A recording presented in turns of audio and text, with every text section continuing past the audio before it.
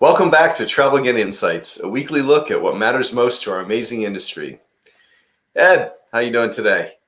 I'm good, Mike. I hope you're doing well. As always, there is a lot of news, a lot of industry news as well. Let's just dive right in. And some mixed messages today, some good news and some cautionary news too, maybe. Yep, a little bit of both. All right, first article today is the TSA does indeed extend the mask requirement for planes and other public transportation. Now it's extended through September. I would say this is good news. Mike, what do you think? Yeah, I think it is good news. It's the appropriate decision for where we are right now. We are pushing out our monthly traveler confidence survey results, and a little spoiler alert, largely travelers are in favor of this extension. Around 80% or so are saying yes. I think there's a bit of disagreement over how long it should last, though, and whether we should, what's our policy, and are we going to keep extending or indefinitely, or is it one that should be more of a metric based when we reach a certain level of vaccinations or certain conditions? Do we start to relax the mask mandate? Personally, I think just let's keep it going. But I do understand from a industry perspective, while some, especially those on the front lines, meaning airlines, hoteliers, et cetera, want to have maybe more of a metric-based approach, so we don't say this is maybe a forever policy, right? That there are some conditions. Now, for right now, it's time-based. We'll keep looking at it and evaluating. But the good news is, I think for right now, it's certainly the right decision. Okay. Next up, around kind of good news is the U.S. This past week set pandemic era high for air travel. So what does this mean? Yeah, it just means that, look, at this point, the airlines keep seeing progress in terms of positive steps forward basically the demand keeps increasing. People are getting back on airplanes, and people are starting to have, let's say, positive experiences. Once you've traveled, then you start to see, the travel system is safe. I can use it. Especially for those that are vaccinated, there's really no reason not to get back on an airplane and travel if you need to or want to.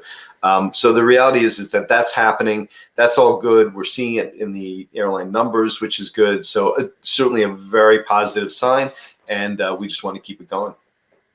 Okay, thanks, Mike.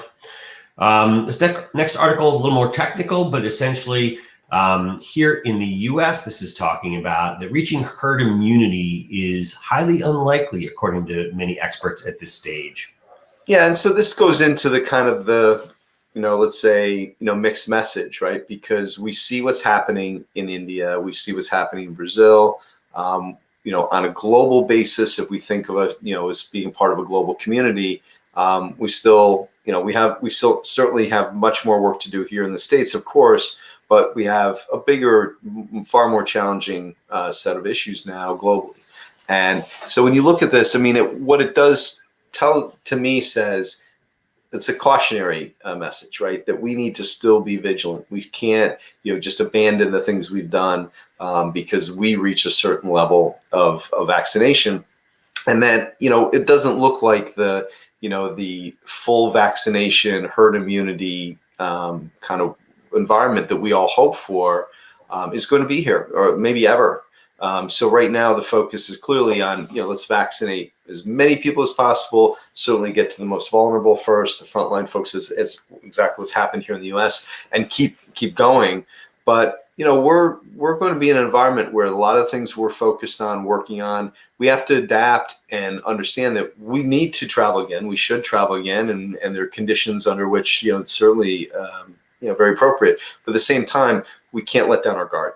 And I think that's the message here. And we need to, as part of the global community, look to solve it beyond the US borders as well. Yeah, I think it's one reason it's likely that mask mandate will extend well beyond September. I've read some articles that say we may wear masks on planes for the rest of our lives. What do you think, Mike? Well, for me personally, that's just a personal view, but it's like, that's a small price to pay for health and for, protecting not just ourselves, but each other. And, I look at it and say, well, if that's, again, more than happy to be a part of a global community that if that's the policy and that makes the most sense in terms of health and well-being, then I'll do it. That's fine.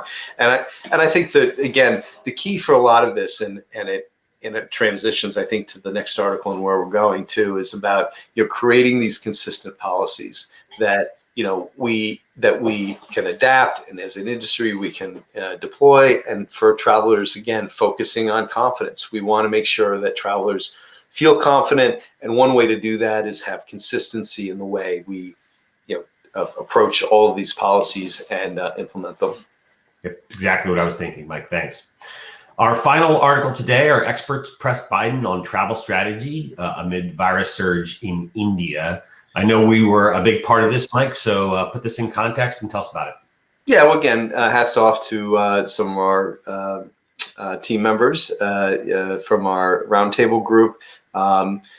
A4A and USTA were very active in taking this letter and positioning to the White House, and to basically focusing on opening up the US-UK corridor. We've got similar kind of, let's say, conditions that would allow for that on both sides in terms of in the UK and in the US. Hats off to the UK, because they've been attempting to put like basically reopening dates and putting conditions, and basically communicating that in a very clear way so that the industry can prepare, people can prepare.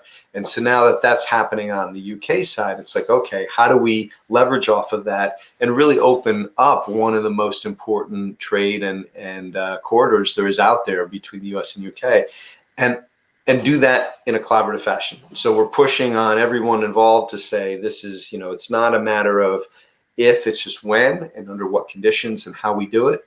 But again, back to what we've been saying all along, and this goes back to the platform we laid out back in December.